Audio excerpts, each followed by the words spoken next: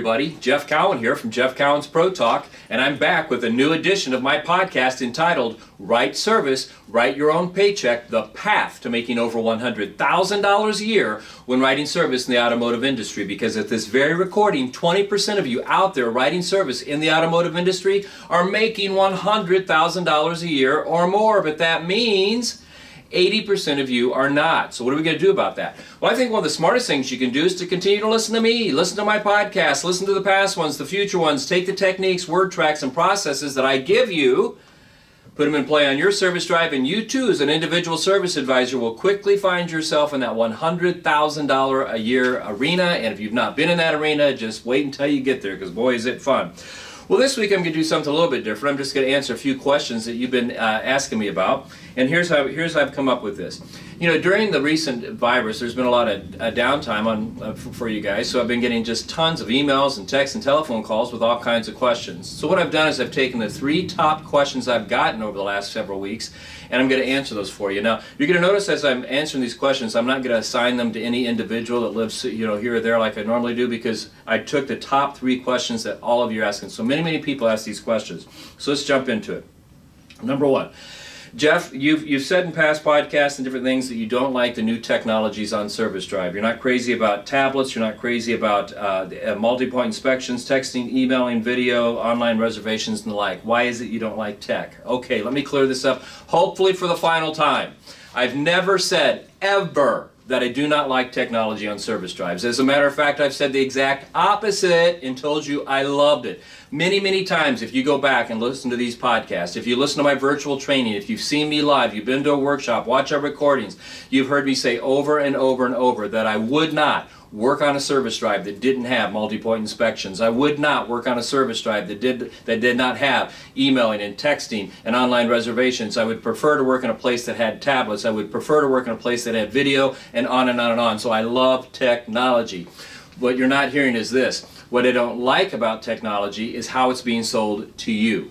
Because over the last decade or so, business owners and managers have been told by the vendors who offer these technologies that if you buy this technology, your numbers are going to go through the roof. And so they've made you believe that by simply having the technology, your numbers are going to go up, and that's just blatantly not true. As a matter of fact, over the last 10 years, by installing these technologies and people depending on the technology to get the numbers up, the numbers have fallen through the floor. So why is that? The reason is because all those technologies and software programs I just mentioned all have one thing in common, and here's what it is. They cannot look your customer in the eye and ask them to buy something in such a way that the customer not only says yes, but gives you a perfect survey score and comes back over the next several years and buys more and more service off of you, allowing you to have high sales, an effective labor rate, and no heat. Only you can do that. And you are the missing part in most of this technology that's being presented. Now, I could give you hundreds of examples on this, but here's probably the best one I've got. Most recent one anyway. You know, literally on March 16th, which was a Monday of this year, the virus thing started. A very good friend of mine that's a dealer principal, he's always been out in front of things, and one of the last things he wants to do is put tablets on a service drive. So he calls me that morning and he says, Jeff, I think we're going to be shut down for the next 8 weeks, if not longer, and I've always thought about tablets, and I think I'm going to pull the trigger. What's your thoughts? So we talk about it. He decides to move forward with a certain company. And I asked him why he was doing that, and he said, well, I want to get my people out from behind their desk and over to the car to ride up, and I've been told I'll get 5 to 7 tenths by using this. And I said, well, I'd be careful with that last thing, but you know, I like tablets. So as luck would have it, due to all the postponements and cancellations, the company that he selected to install the tablets, he was able to get them out there literally by the end of that week. They got them installed. And he's now been, about a week or so ago, he had been using them and had them on their drive in full use for 6 weeks. He calls me up and says, Jeff, I'm a little bit confused. Got the tablets, and they're doing one thing, and that is they're getting my people out from behind their desk and over at the cars, and they're doing this and they're doing that. But I was told I'd get a 5 to 7 tenth increase, and I've only gotten 2 tenths. Do you think it's just not been long enough? Do you think it's going to take longer, or what do you think the problem is? And I said, well, why don't you do this, and I'll try and help you out. I've got some downtime. Why don't you take the next day or so, record a few of your service advisors writing up a customer with the tablets, send me those videos, I'll take a look at them and I'll tell you what I see. And here's what I saw. This was on in some form on every one of these videos. For instance, one of his advisors go out, a young guy, he's walking around the car. As he's walking around the car, the tablet prompts him to measure the tire tread depth on the tires. As he does that, he enters the numbers. When he gets through with the fourth tire, it pops up that there is no tread left and it's time to buy tires. This particular tablet system was hooked up to the dealer's inventory, parts inventory, so it even popped up, we have the tires in stock that the customer would need for this vehicle. They're $2.99 a piece and we could get them put on today. So the advisor takes that information, looks at the customer and says, Mr. Customer, now that we've walked around your vehicle and measured your tires, we've discovered that you need new tires. That being the case, my tablet here tells me that we have those tires in stock, in inventory. I could get them put on today. They're only $2.99 a piece. What do you think? The customer stands there for a second, kind of thinks about it and says, you know what, I was planning on coming in here and just getting a simple service and I wasn't planning on spending that type of money, so I think I'm going to hold off today. And the advisor looked back and said, well, Mr. Customer, I get that and I understand it, but at least you know that you need tires, and when you decide to get them, you know where to come and get them because we've got them here in stock and we can get them put on. That's the problem I have. Because see, the tablet couldn't sell anything. Okay, because tablets can't build relationships. So what happened is this person not being trained to skillfully handle customers like a professional salesperson, skillfully being able to present a 6-step presentation that's benefit-based and ask for the money and handling the objections, they just let the guy off the hook. As a matter of fact, the reason my friend got a 2/10 increase is because before, when people weren't bringing up these things that customers need, now they're bringing them up. It was a sheer numbers game. I mean, if you stand and ask 100 people to buy tires, there's going to be a few that say, yeah, go ahead if I need them. But most are going to say no. We've addressed why most people say no when asked to buy something, and if you're not skilled enough to present a 6-step presentation, benefit-based, and ask for the money and then handle the objections, you have no shot. So right there is the problem I have with these technologies, is we depend on the technology to get the numbers when the technology typically can't. It's you, the person. I mean, what's the point of bringing more people in with online reservations if you can't sell them when you get them there?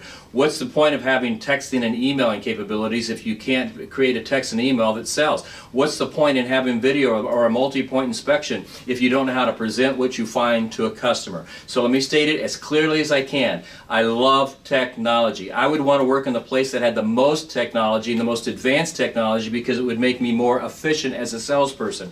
But I would surely be clear on the fact that I am the salesperson and I have to train myself to be ready 100% of the time for every customer that comes on that drive so I can maximize the opportunity. If you're looking for the silver bullet, it's your people. It's you. I love technology, so quit telling me I don't. All right. Sorry to get that passionate about it, but I don't know how else to explain it. I mean, I've explained it dozens of times. So let's take a look at question number 2. Jeff, during the virus, what have you learned? What's something that you learned that maybe you weren't aware of? Well, I think that's a great question. And even though I've always known it's true that most people who refer to themselves as a professional salesperson really aren't, because they really do not know how to sell, because typically in the past it's been about 20% of a sales staff is actually great at selling, the other 80% just walk around in a daze. It's worse than that now. I don't even know if it's even at 10%. And the reason I say that is I'm not just talking about service drives and car sales. I'm talking about all kinds of sales, because during the virus, I've allowed many people to call and make presentations for me. For example, I'm looking for social media, and it's just stunning to me the number of people that don't know how to build a relationship, don't know how to make a presentation, don't know how to ask for the money, don't know how to follow up. And why do I bring this up? Because coming out of this virus, you see, selling, just like everything else in the world, is cyclical. And about 30 years ago, we were at a really bad time for salespeople. Most people didn't know how to do it, but over 30 years, it comes up to a peak, and 15 years ago, and then it starts to go down. So I think we're at the bottom of the barrel here. Coming out of this, I think one of the most valuable things or people there's going to be, professions there's going to be, is salespeople. And so I think that if you really want to stand out in what you're doing, no matter what you're selling, train yourself to maximize the opportunity. Train yourself to be a professional salesperson, and you will have high value in any organization, because I'm telling you, I've never seen anything like it. I mean, I could go on and on with the different products. So that people just literally don't know how to sell. One of the funniest things is I've been looking for a new social media person, and social media is basically advertising. And what's killing me is they want to help me sell my company, and they can't even sell their own company. They can't even sell themselves. Crazy. I've got a third question that I want to go over, but before I do, I want to talk to you about this number right here, 1-800-248-2931. That gets you into Jeff Cowan's Pro Talk. And if you call that, you want to be the best on your service drive, we'll help you get there. We've got all kinds of ways to deliver our training. We can come to you. We will work with your people at your business, stand side by side with them on the service drive as they work with real customers, coach, critique, role play, right service if we have to show them, if we need to show your people exactly how our processes work. We do the same thing when we train managers, sit side by side with them throughout the workday. We can set up express services, business development centers. In short, there's almost nothing we can't do in a service drive. And taking for instance, what we do as advisors, typically in 5 days we will get a 5/10 increase in sales and get your effective labor rate up to the 92-95% range and show you how to eliminate heat cases and get perfect survey scores. We do that in 5 days. I can document it. It's what we're known for. I also have online training. If you don't want to have us come in, maybe you're on a budget. Well, like I've said before, I've re-recorded all of our virtual training during this downtime. And if you want it, here's what I'm going to do. For just a limited time, give me $99, I'll turn it on in your store, and for 90 days, no payments. In 90 days, you start making payments for 12 months. I mean, this is the latest, greatest I've got. I mean, it's really, really good. This is the best I've ever recorded. We also have DVDs, and we also have workshops. You can send people to the workshops we have scheduled this fall, and those are selling very well. Believe it or not, they're selling very, very well, even through the virus. Or I personally will come to you and do a private workshop for you. So if you want to be the best you can be, have the highest effective labor rate, highest hours per repair order, you want perfect survey scores, you want high customer retention, 85%, you want to have no heat on your service drive, dial that number or go to automotiveservicetraining.com, automotiveservicetraining.com, fill out the form we have there, we will get in touch with you, and we will make you the absolute best you can be so you can maximize the opportunity. All right, so back to these questions. The first one was, do you like tech? And my answer was, yes, I love technology on service drives. The second question is, what have you learned during the virus pandemic? I've learned that most people that call themselves salespeople can't sell in most industries. So what's the third question I got? Going back to the service drive. Jeff, during the virus, in service, we've been offering a service. We will go to a customer's house and pick up their car, and then we will bring it back to our shop, diagnose it, do the repair, and then deliver it back to them and sanitize it and the like. What do you think about that, and do you think it's going to be the norm afterwards? And some of you even asked, do you think that's the total way service is going to be done? So here's my answer. Yes and no. Do I think that service is going to stick around? Yeah. I think there's a percentage, maybe, I think it's going to be less than 5% of your customers are going to want you to do that. And the reason I say that is because even during the virus, we've been talking to car dealerships, and the highest we've heard is that 8% of the people that needed service allowed somebody to go to their house and pick up their car, do the work, and then take it back. And the lowest number I've heard is about 4%. So I think it's going to settle in less than 5%. I still think the bulk of the people are going to want to come in. I was talking to a friend of mine the other day in Iowa, and he said, during the pandemic, they dropped from about 60 cars a day down to 25. And he said during that time, they were only going and picking up 1 or 2 cars a day. Now they're back up to their 60, and he said, we're only picking up 4 or 5 cars, maybe 6 cars a day in doing that. Do I think it's sustainable to do a whole department that way?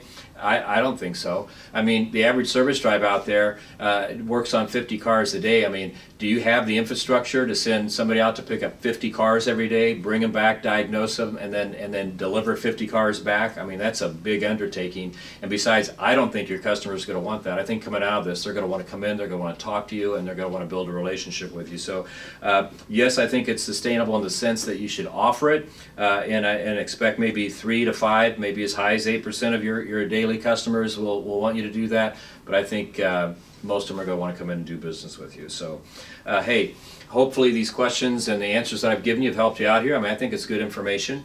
And you can rest assured I'll be back here shortly, within a week or two, with another podcast. But in the meantime, I got some homework for you. I want you to practice to be the best salesperson you can be, so every time you step in front of your customer, you can maximize the opportunity, maximize it to the point where you're making the highest levels of income without twisting arms and pushing people and selling them stuff they don't need. I just said being a professional so you can make the most amount of income and have the lifestyle that you so deserve, because between now and the next time you see a podcast, that is exactly what I'm going to do. Hey, my name is Jeff Cowan. I have a company called Jeff Cowan's Pro Talk. You want to be the best of the best, you call us. We'll make it happen for you. With that, God bless you all, and I'll talk to you soon.